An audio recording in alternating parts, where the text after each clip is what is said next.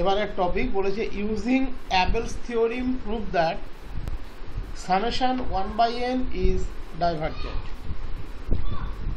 অ্যাবেলস theorem দিয়ে proof করো summation 1/n সিরিজটা ডাইভারজেন্ট।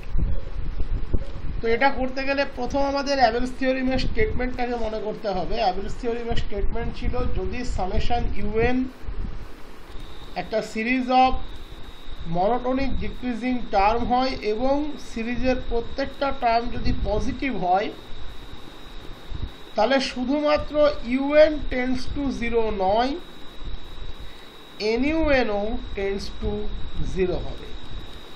দ্যাট ইজ কোনো সিরিজ সামেশন un এর ক্ষেত্রে যদি আমরা দেখি un-টা greater than 0, un monotonic decreasing,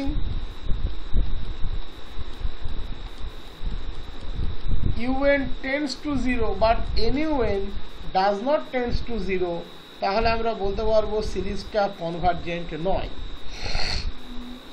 এইবার মনোটোনিক বলছি পজিটিভ টার্মের সিরিজ কনভার্জেন্ট নয়।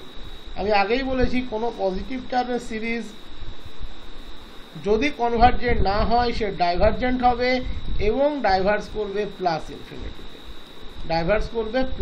ইনফিনিটিতে। তাহলে এখানে সিরিজটা হচ্ছে সামেশন 1/n। আমি ধরে নিলাম summation un equals to summation 1/n, that is un equals to 1/n for all n।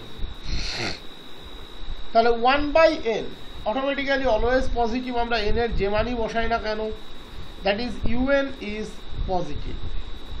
1/n n যত বাড়বে 1/n তত কমবে, that is un monotonic decreasing sequence, that is এই সিরিজের যে জেনারেটিং সিকোয়েন্স সে মনোটোনিক ডিক্রিজিং। তাহলে অ্যাবেলস থিওরিম অ্যাপ্লাই হতে গেলে un গুলোকে পজিটিভ হতে হয় এবং মনোটোনিক ডিক্রিজিং হতে হয়, দ্যাট ইজ দুটোই এখানে true, that is Abel's theorem is applicable here. Abel's theorem দিয়ে আমি ডাইভারজেন্ট প্রুফ করতে গেলে প্রথমত অ্যাপ্লিকেবল হতে হবে, তাহলে Abel's theorem is applicable hair.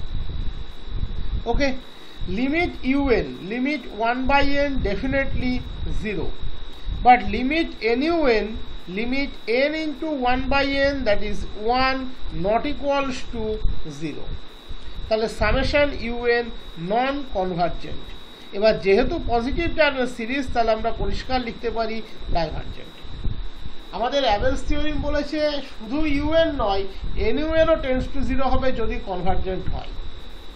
তাহলে যদি nun টেন্ডস টু 0 না হয় তাহলে আমরা ডেফিনেটলি এটা বলতে পারি ওটা কনভার্জেন্ট নয়। এবার পজিটিভ টার্মের সিরিজ টেন্ডস টু 0 নয়, আমরা ক্লিয়ারলি বলতে পারবো ডাইভারজেন্ট।